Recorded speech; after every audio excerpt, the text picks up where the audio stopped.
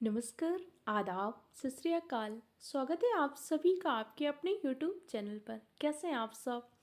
आशा करती हूँ आप सब बहुत अच्छे होंगे और बहुत अच्छे तरीके से अपनी पढ़ाई को कर रहे होंगे। आप सबकी पॉलिटी क्लास चल रही है। ये हम दृष्टि की क्विक बुक को पढ़ रहे हैं। इस बुक को पढ़ने के बाद आपको किसी भी चीज़ की बुक पढ़ने की ज़रूरत नहीं है। हम सारी चीज़ों को बहुत बेटर तरीके से पढ़ेंगे। आप चाहे लोअर पीसीएस की तैयारी कर रहे हो, ग्रुप डी की तैयारी कर रहे हो, किसी भी एग्जाम की तैयारी कर रहे हो, अगर आपके एग्जाम में पॉलिटी जो क्वेश्चन आता है तो क्लास आप सबके लिए बहुत ही हेल्पफुल रहेगी। हम अलग अलग एग्जाम के नाम नहीं लेंगे कि यूपी सुपर टेट के लिए हेल्पफुल है, कि बीपीएससी टीआरई 4 के लिए हेल्पफुल है, कि लेखपाल के लिए, कि पेट के लिए, कि लोअर पीसीएस की पीसीएस के लिए। भाई आपको दृष्टि की बुक सबको पता है।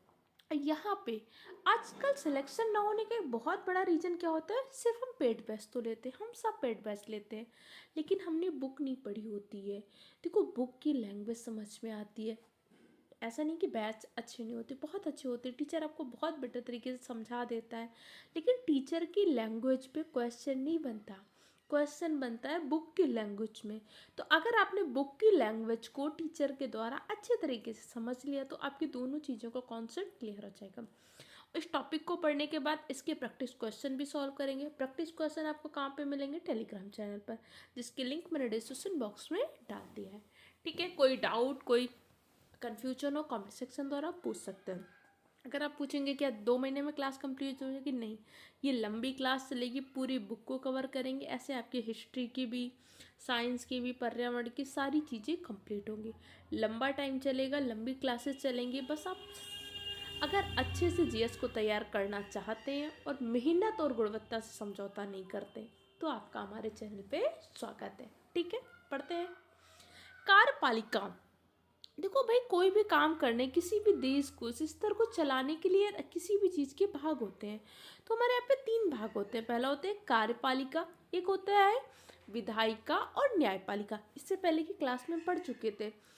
मैं आशा करूँगी कि आप नई क्लास में आने से पहले पहले वाली क्लास को रिवाइज करके आएँ, ताकि चीज़ों को आपस में पढ़ कर। मैंने आपको बताया था भाई, कार्यपालिका क्या होती है, विधायिका क्या होती है, न्यायपालिका क्या होती है। विधायिका क्या करती है? विधायिका नियम कानून को बनाती है। उन नियम कानून को लागू कौन करवाता है? उन नियम कानून को लागू करवाता है कार्यपालिका। न्यायपालिका क्या करती है? अगर आपके नियम कानून लागू नहीं हो पा रहे तो उसके लिए दंड की व्यवस्था करती है न्यायपालिका। तो आज हम पढ़ने जो जाएंगे कार्यपालिका। संसदीय सरकार की कार्यपालिका काम कैसे करती है? क्योंकि भारत में क्या है, हमारे भारत में संसदीय शासन व्यवस्था है। संसदीय शासन व्यवस्था के अंतर्गत 2 स्तर होते हैं, केंद्र और राज्य। हमारे यहाँ पे शक्तियों का विभाजन केंद्र और राज्य दोनों में किया गया है। लेकिन अगर कोई भी आपात स्थिति आती है तो उस टाइम पे हमारी शक्तियाँ संघ का मतलब केंद्र के पास ज़्यादा हो जाती है। सामान्य स्थिति में भारत की शासन व्यवस्था संसदीय शासन व्यवस्था है। हमने केंद्र और राज्यों के मध्य शक्तियों का विभाजन किया है। परंतु अगर एक ऐसी आपात स्थिति देखने को मिलती है तो हमारे यहाँ पर केंद्र के पास ज़्यादा शक्तियाँ हो जाती है, राज्य के पास शक्तियाँ कम हो जाती है। मान लीजिए हमने अनुच्छेद 352 द्वारा आपातकाल लगा दिया, हमने राष्ट्रपति शासन लगा दिया, तो उस टाइम पर शक्तियाँ किसके पास ज़्यादा हो जाएंगी? केंद्र के पास ज़्यादा हो जाएंगी। केंद्र का तात्पर्य क्या होता है? संघ ही होता है। एक बात समझ में आई कि नहीं? तो कार्यपालिका, संसदीय सरकार की शासन व्यवस्था में कार्यपालिका को हमने 2 पार्ट में डिवाइड कर दिया, संघ की कार्यपालिका, राज्य की कार्यपालिका। जो काम व्यवस्था संघ की कार्यपालिका होती है वैसे ही व्यवस्था क्या होती है? राज्य की कार्यपालिका। जैसे संघ की कार्यपालिका के नियम कानून कहाँ पे बनते हैं? संसद में बनते हैं। ठीक है, वैसे राज्यपाल पर के नियम कानून कहाँ पे बनेंगे? विधानसभा में बनते हैं। उनका अपना विधान मंडल होता है।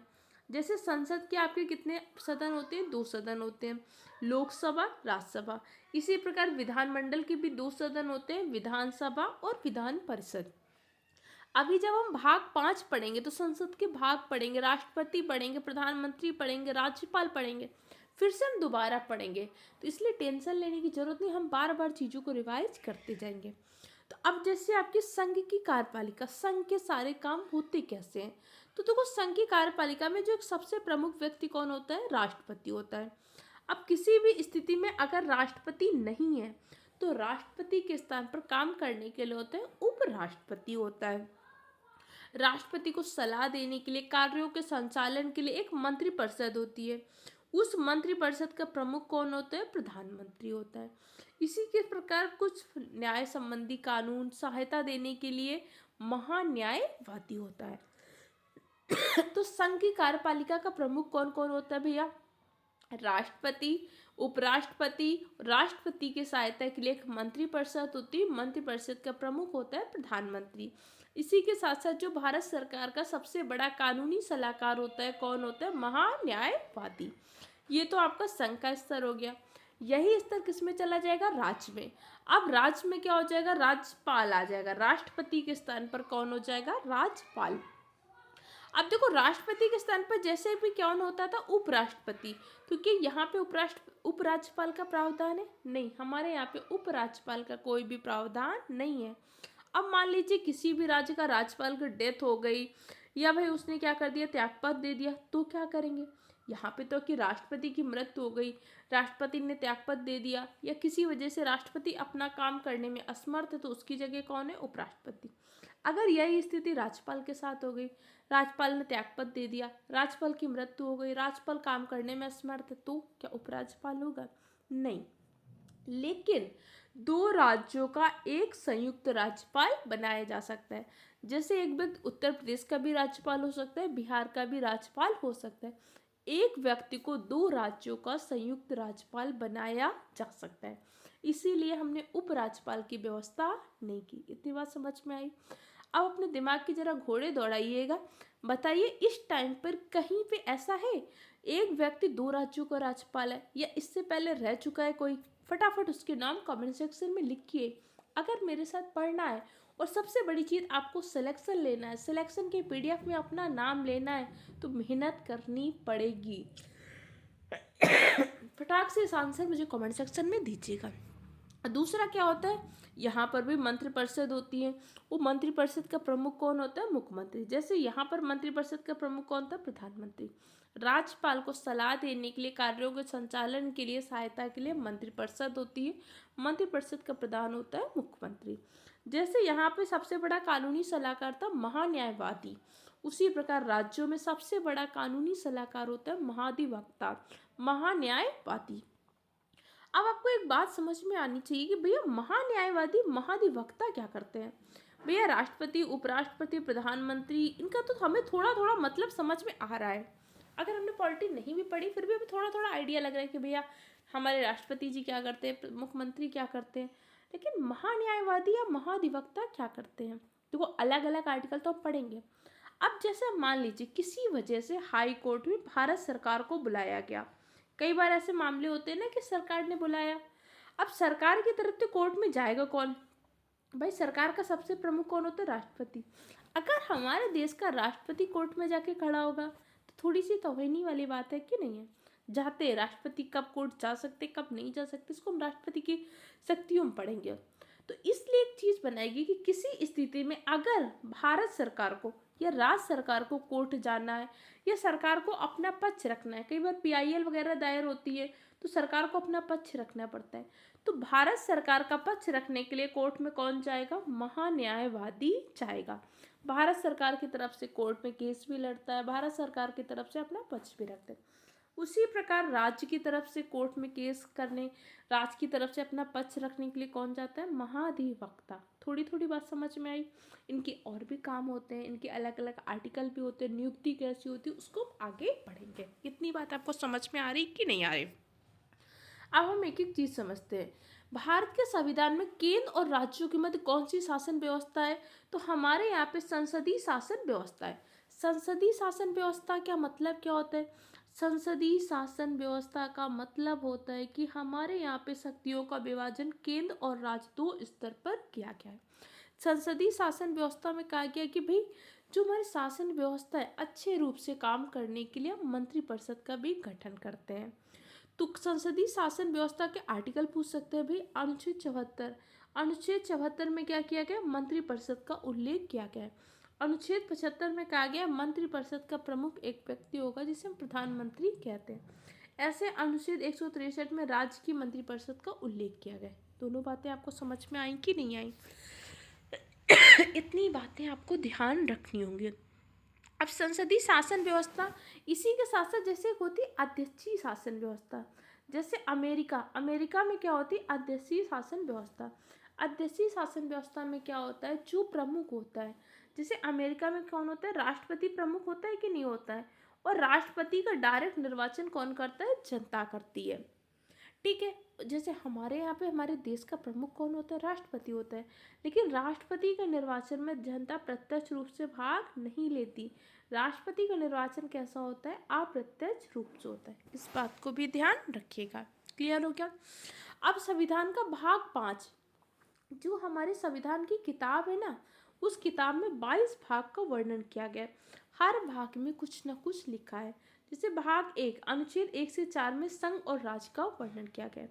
भाग 2 अनुच्छेद 5 से 11 में नागरिकता का वर्णन किया गया है। भाग 3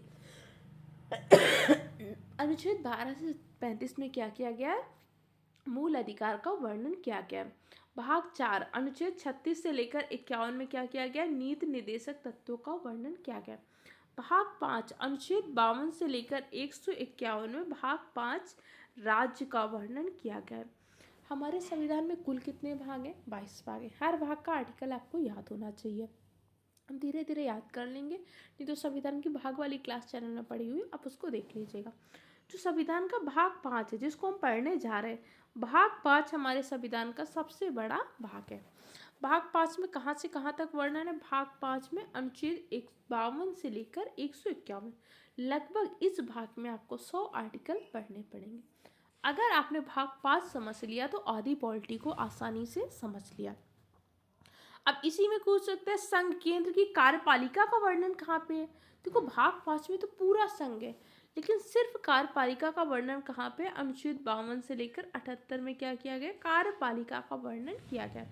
इसी प्रकार भाग 6, भाग 6 में किसका किया गया, राज्य का वर्णन। अगर क्वेश्चन पूछ लेगा राज्य कार्यपालिका का वर्णन क्या, अनुच्छेद 153 से 167 के मध्य में राज्य कार्यपालिका का वर्णन क्या क्या है। अब देखो कार्यपालिका बनती कहाँ पे है। संघ की कार्यपालिका में कौन कौन शामिल होता है, संघ की कार्यपालिका में आपका शामिल होता है राष्ट्रपति, उपराष्ट्रपति, प्रधानमंत्री, मंत्रिपरिषद, महान्यायवादी। ये मिलकर क्या करते हैं, संघ की कार्यपालिका का निर्माण करते हैं। तो राज्य की कार्यपालिका का निर्माण कौन करता है, राज्य की कार्यपालिका में आपका राज्यपाल शामिल होता है। क्या उपराज्यपाल भी शामिल होता है, नहीं जी, उपराज्यपाल का पद कोई भी उल्लेख नहीं है। राज्यपाल शामिल होता है, मंत्रिपरिषद होता है, मंत्रिपरिषद का प्रमुख कौन होता है, मुख्यमंत्री होता है। इसी के साथ साथ महाधिवक्ता होता है। और जबकि केंद्र की उसमें कौन होता है, महान्यायवादी। राज्य में कौन होता है, महाधिवक्ता। इतनी बात समझ में आई कि नहीं आई। अब हम संघ की कार्यपालिका का सबसे जो प्रमुख व्यक्ति होता है वो कौन होता है, राष्ट्रपति। तो अगली क्लास में हम राष्ट्रपति के बारे में पढ़ेंगे। हम थोड़ा थोड़ा पढ़ेंगे, लेकिन जितना पढ़ेंगे अच्छे से समझने की कोशिश कीजिएगा। कोई डाउट रह जाए तो कमेंट सेक्शन द्वारा पूछ लीजिएगा। इसी प्रकार आपकी पर्यावरण की क्लास भी स्टार्ट हो गई है। जो मेरे साथी यूपी टेट का एग्जाम देने जा रहे हैं या लेखपाल का एग्जाम देने जा रहे हैं, वो उस क्लास को जरूर देखिएगा, क्योंकि आपके एग्जाम में पर्यावरण का अच्छा खासा वेटेज है। इसी के साथ साथ बहुत जल्द आपकी हिस्ट्री की क्लास भी स्टार्ट हो जाएगी। उन सब के साथ जुड़िएगा, पढ़िएगा, मेहनत करिएगा। वीडियो अच्छा लगे तो कमेंट सेक्शन में अपना फीडबैक जरूर दीजिएगा। सबसे ज़रूरी चीज़, पढ़िए, मेहनत करिए, अपने माँ बाप के लिए संघर्ष करिए। अपने लिए तो बहुत कुछ करते हैं, एक बार उनकी लाइफ के बारे में सोचिएगा कि आपकी उस मेहनत से आपके माँ बाप की, आपके आने वाली जनरेशन की किस्मत बदल जाएगी। अच्छा इंसान बनिए।